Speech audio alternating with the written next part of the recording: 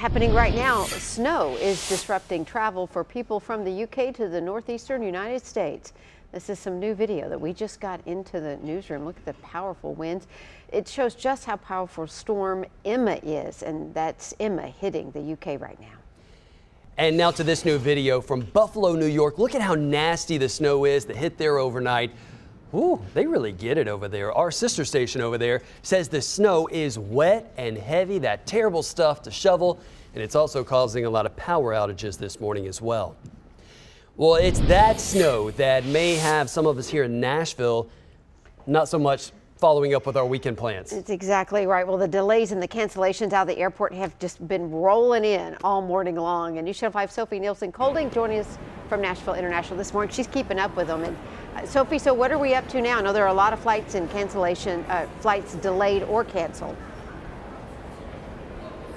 That's right, Amy. At last check, 22 flights that were straight out canceled and a lot of delays as well. So people won't even have to be waiting in these lines because I'm sure a lot of people get that notice ahead of time and won't even come to the airport at all, because if you're flying to the Northeast, you're probably not going to be able to make it there today. Maybe tomorrow, though. Now, we do know that with this winter weather up north, it's the wind that's really causing a lot of the problems for these airlines.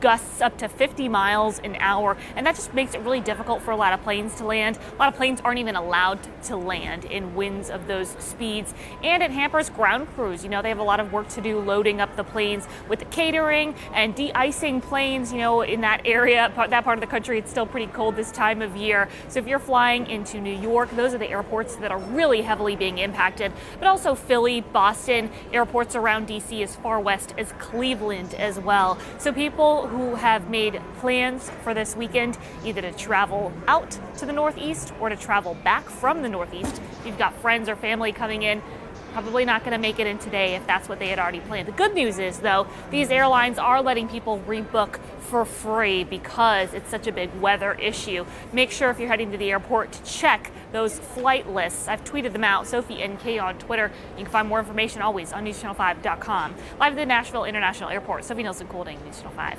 Sophie, thanks so much. And there's another weather emergency on the West Coast. Evacuations are already underway in areas that were badly hit by those wildfires a few weeks ago in Southern California.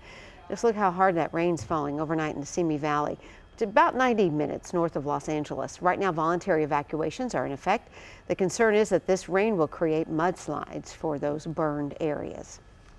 Well, just in, THP has just released the names of the two men killed in a crash on I-24 eastbound yesterday morning near Mount Pleasant. Now, troopers say 25-year-old Samuel Acevedo and 25-year-old Justin Anderson, they died. Both of them were from Oak Grove, Kentucky. Investigators say for unknown reasons, their vehicle was stopped in the right lane and that semi-truck crashed into it. The semi-driver was not hurt. New this morning, a convicted killer is back behind bars after weeks on the run. And News Channel 5's Dan Kennedy uncovered the arrest report overnight. He has more now. The Nashville streets a lot safer overnight after police arrested 24-year-old LaQuintas Buford. He was given a 10-year probation sentence after being convicted in a 2012 murder. But instead, police say 2 weeks ago, he kind of disappeared, and neither officers nor his probation officers could track him down until last night when North Precinct officers found Buford.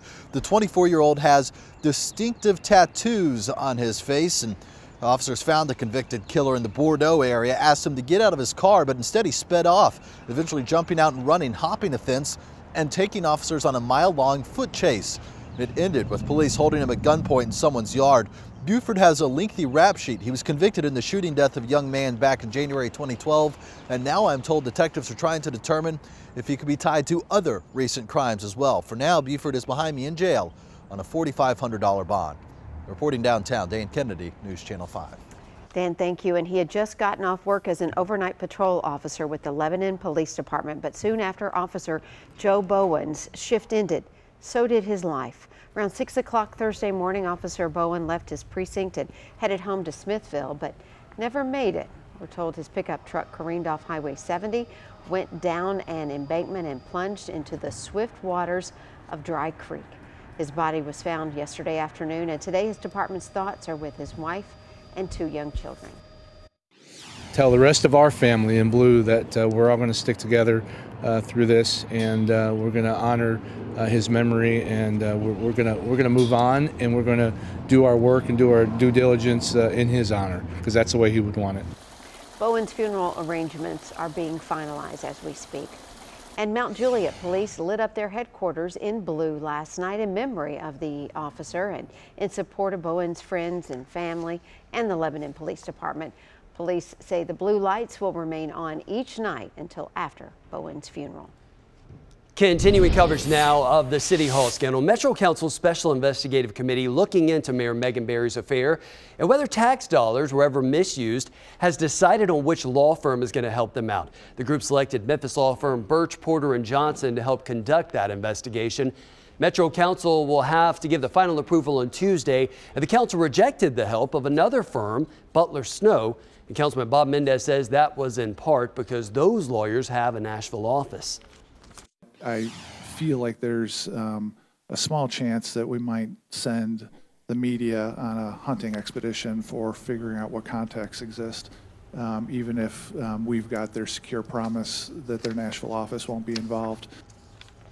Last month, Mayor Barry admitted to our Phil Williams that she had an affair with her former police bodyguard, Police Sergeant Rob Forrest. A Chattanooga school bus driver convicted in a crash that killed 6 children will learn his fate at the end of April. Jonathan Walker was found guilty yesterday on most of the counts against him, including 6 counts of criminally negligent homicide. 6 children died and dozens more were hurt when the bus carrying Woodmore Elementary School students crashed in November of 2016. His sentencing is set for April 24th. A 14-year-old wanted in connection with a shooting outside Pearl Cone High School last month has surrendered to police. RICO Ransom turned himself in at the juvenile detention facility yesterday. The teen's wanted for shooting a 17-year-old across from Pearl Cone. It happened back on February 9th. The victim was critically wounded. A statewide task force on school safety is in the works. Governor Bill Haslam says he'll make that announcement pretty soon. The task force I'm putting together is some folks from legislature, some mental health professionals, some law enforcement, and some education people. We should have that ready to finalize and announce it, if not tomorrow, by Monday, probably Monday.